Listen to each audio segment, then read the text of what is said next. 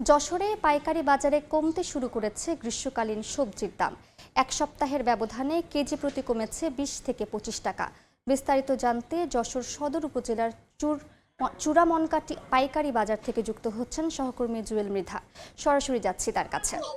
যশোরের চূড়ামনকাটির এই পাইকারি সবজির হাট থেকে যশোর শহর ও আশপাশের এলাকাগুলোতে প্রতিদিন সকালে সবজি সরবরাহ করা হয়। এখানে শহরের বিক্রেতারা এখান থেকে সরাসরি সবজি কিনে নিয়ে বিক্রি করেন।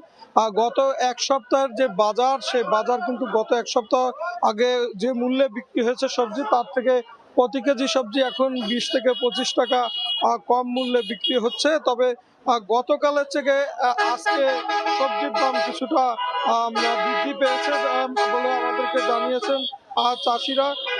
আজকে আমরা সকালে ঘুরে দেখেছি যে এই বাজারে কলা প্রতি কেজি বিক্রি হচ্ছে ৪০ টাকা কেজি, উস্তে বিক্রি হচ্ছে ৪০ টাকা কেজি, প্রতি কেজি গাজর ৪০ টাকা, বেগুন ৪০ থেকে ৫০ টাকা, কুমড়া ৩৫ টাকা, কাঁচামরিচ ৫০ টাকা, কাঁকরোল ৭০ টাকা, পটল ২৫ থেকে ৩০ টাকা, কচুর ৩০ টাকা, পুঁই শাক ৭ থেকে ১০ টাকা কেজি, বরবটি প্রতি কেজি ৪০ টাকা, লাউ প্রতি পিস ৩০ টাকা, ঝিঙে প্রতি কেজি ৩৫ টাকা, লাল শাক প্রতি কেজি ৩০ টাকা, ঢেঁড়স প্রতি কেজি ২৫ টাকা, পুঁশি প্রতি কেজি ৫০ টাকা।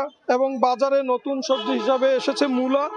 প্রতি কেজি ভালো মূলা বিক্রি হচ্ছে ৩৫ টাকা এবং অপেক্ষাকৃত একটু খারাপ আকারে ছোট সেই মূলাগুলো বিক্রি হচ্ছে ২০ টাকা কেজি দরে।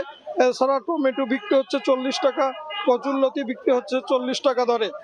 তো আমরা কথা বলেছি চাষিদের সাথে, তারা আমাদেরকে জানিয়েছেন যে প্রতিকূল আবহাওয়া, গরম এবং বৃষ্টির কারণে বাজারে ঠিকমতো সবজি আনা যায়নি বলে বেশ কিছুদিন ভালো বিক্রি হয়েছিল, কিন্তু এখন যেহেতু সবজির দোকান বেড়েছে এবং প্রতিদিনই নতুন নতুন সবজি আসছে, ফলে বাজার একটু নিম্নমুখী। তবে বাজার নিম্নমুখী হলেও স্বস্তিতে রয়েছে ক্রেতারা। যশোর থেকে এই ছিল আমার কাছে সর্বশেষ। যুক্ত ছিলাম যশোরে।